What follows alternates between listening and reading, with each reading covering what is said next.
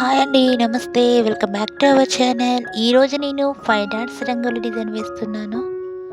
నేను వేసే ఇలాంటి ముగ్గు మీకు నచ్చినట్లయితే ప్లీజ్ కింద కామెంట్ సెక్షన్‌లో తప్పకుండా కామెంట్ చేయండి. మీలో ఎవరైనా ఫస్ట్ టైం నా వీడియో చూస్తున్నట్లయితే సబ్స్క్రైబ్ చేయడం మర్చిపోకండి ఫ్రెండ్స్.